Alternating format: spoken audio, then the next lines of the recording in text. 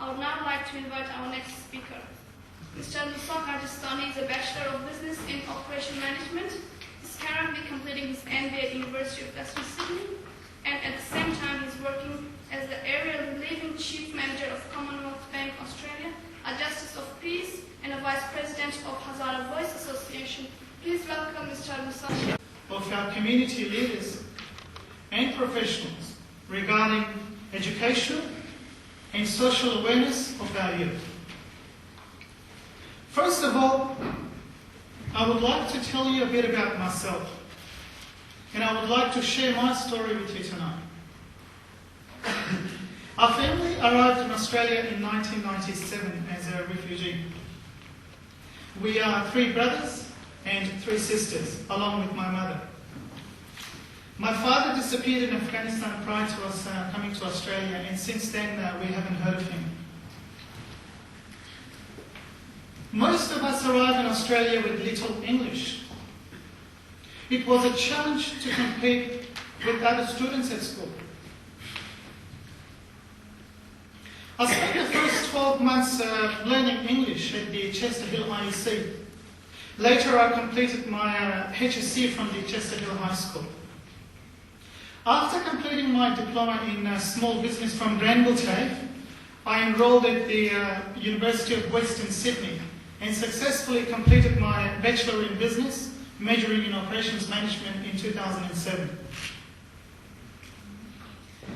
As we all know, most of us arrive in Australia with nil balance sheet, with no money, with poor financials. We have to somehow start from scratch. You've guessed it right, we were one of them. I started my first job at the Pizza Hut as a junior kitchen hand. And later on, I became a shift manager at the Pizza Hut. While I started university, I also applied at a customer service representative role at the Commonwealth Bank. And fortunately, my application was successful. And in December 2007, I joined the Commonwealth Bank. Currently, my role is Area Relieving Manager at the Commonwealth Bank. Besides work, I'm also doing part-time studies, as you heard, Masters in Business Administration at this University of Western Sydney, and I'm planning to finish it within the next 24 months. I've been involved in community activities for the last 45 months. I've worked in various Hazara community organisations as a volunteer, where I've actually gained a lot of knowledge and experience about our local people in Sydney and in Australia, and also had exposure to other incorporated communities and government representatives. As you heard, I'm also currently the Vice President of the Hazara Voice Incorporated, which was established early this year. Now I would like to bring your attention back to the topic of discussion: responsibilities of our community leaders and professionals, I would say, and elders, regarding educational and social awareness of our youth. We have migrated to Australia from many nations,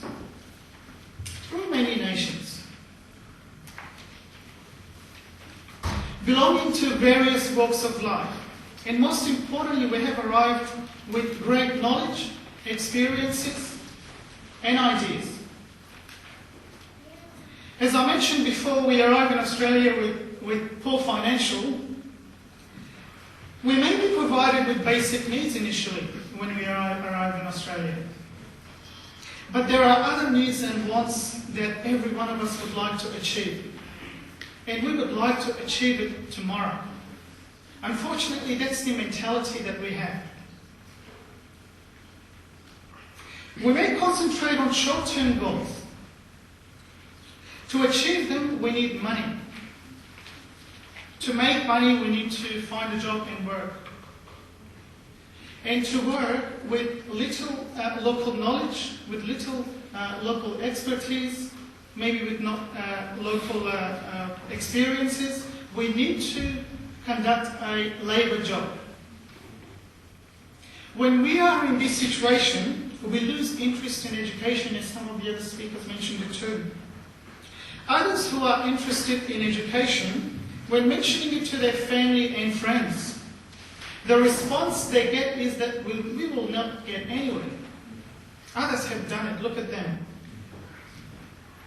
And it's just a waste of time. Let's just work and make money.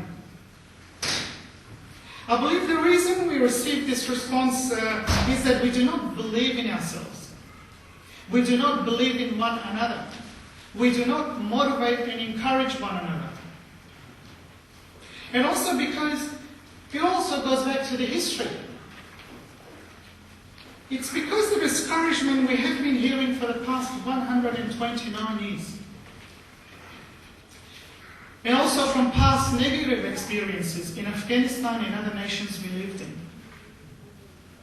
Having said that, the number of Hazara students at colleges and universities are growing rapidly. Hazara students are achieving top marks in their HSC and are actually doing very well at college and universities. We need to have a long-term goal. We need to have a vision. We need to have strategies. And we need to work out and work together on how we are going to accomplish those strategies, which will turn into tactics. By working together, this will lead to success. As much as we would like to establish ourselves financially, we must give priority to education. Because through education, you can achieve greater success. You can achieve greater results. As we all know, our people are never treated equally. And we're never given the opportunity, freedom, and basic rights that a normal human being deserves in our beloved country, Afghanistan, Islamic Republic of Iran, and other nations we came through. Some of these rights include education.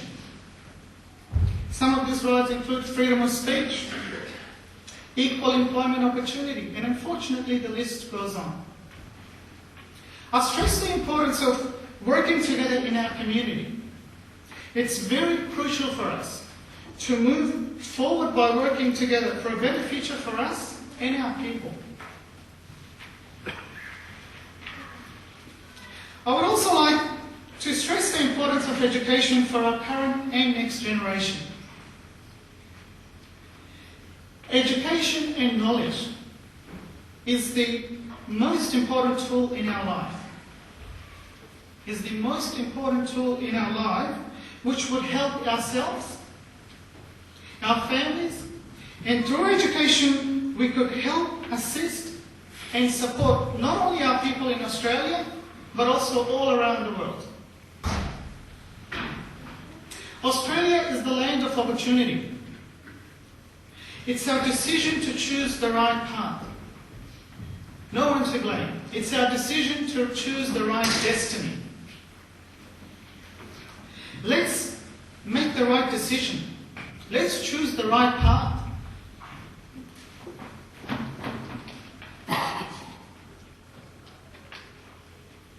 And let's take all the opportunities provided to us in Australia. It's also crucial to understand our history, as Hamid went through it before. We should also share it with our people and educate our next generation. To move forward, we must know who were we? Who are we today? And who would you like to be in future? Where were we? Where are we today?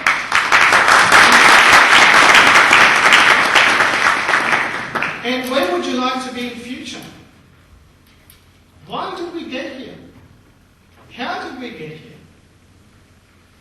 Once we understand our real identity, a clear vision, then we would be able to achieve our goal as one nation.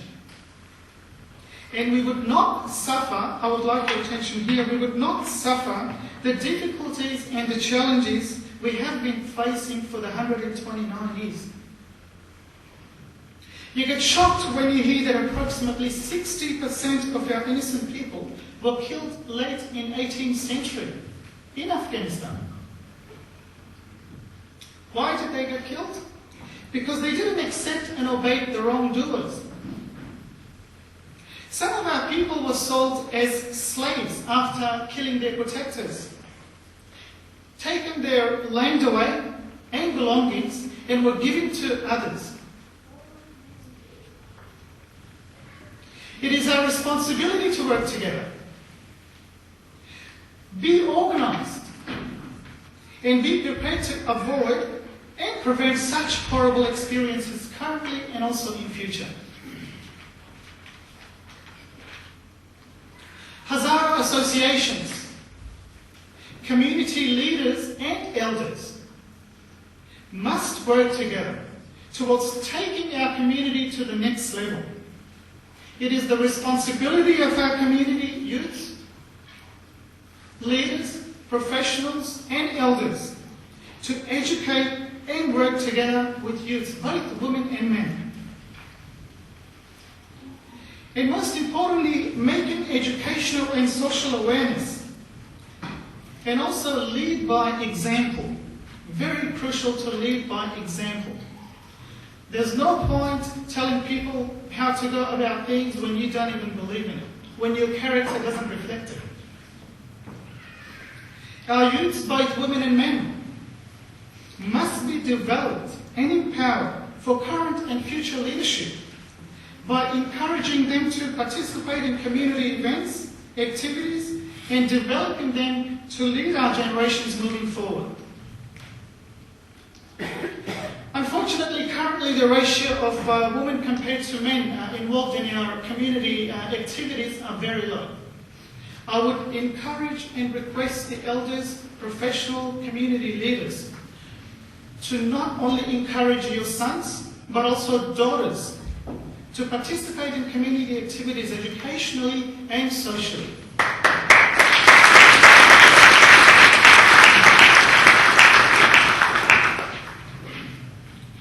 We must work together with our local schools, local government representatives, Australian securities, migrant resource centres, Relationship Australia, and other government and non-government organisations in relation to the importance of making Australia a better place by playing our part by having a civilised, educated and productive community.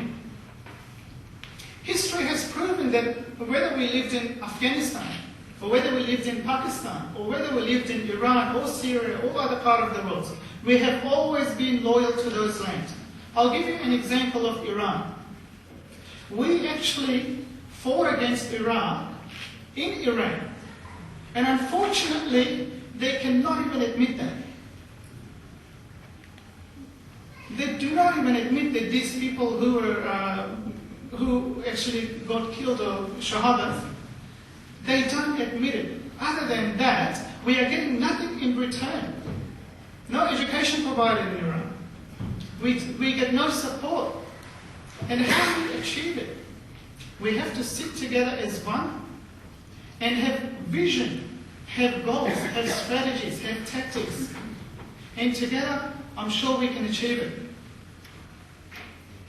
We can also achieve it through cultural, social, and educational activities, events, and most importantly, stress the importance of preventing our youths from criminal activities, and also help and assist ones already involved.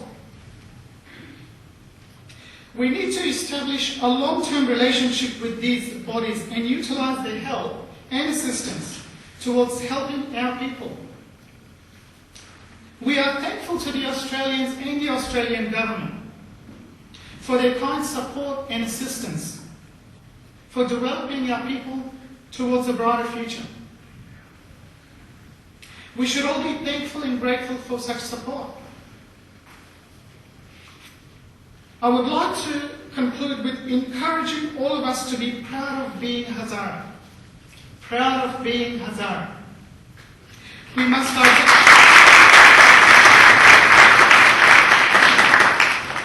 very crucial, we must identify ourselves with truly who we are. And not shy away speaking our traditional Hazaragi dialogue. And most importantly, promote it. Encourage one another to do the same. It's a pleasure to be part of this beginning. I would like to thank you once again for giving me this opportunity and allowing me to stand here before you and share my thoughts with you. I would also like to congratulate and thank the organisers of this event for doing a wonderful job and bringing our people together as one. Before I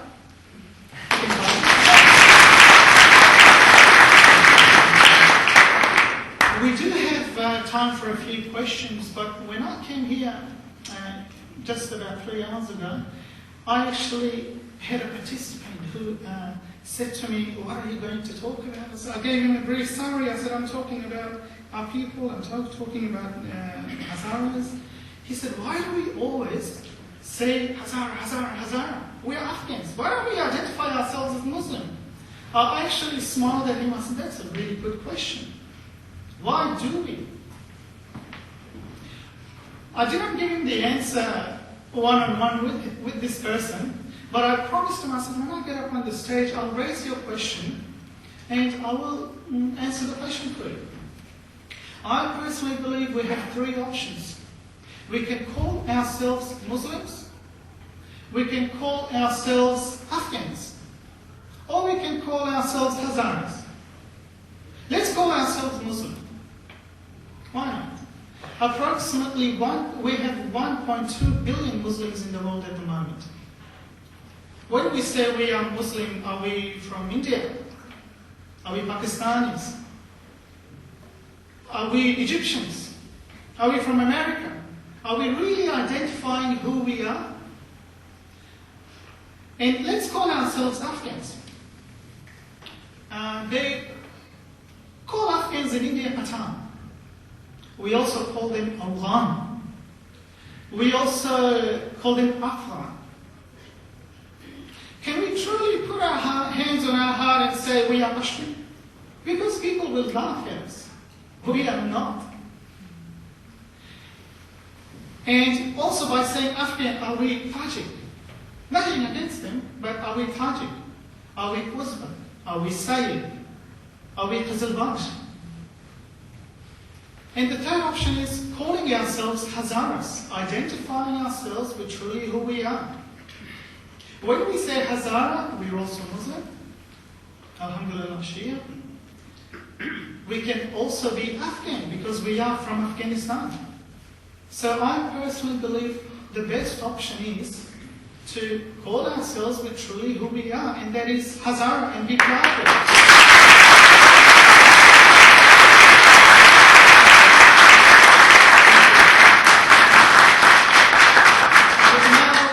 If you do have a question, as you know, all you have to do is put your hands together, and I'll do to my best of ability to answer the question for you.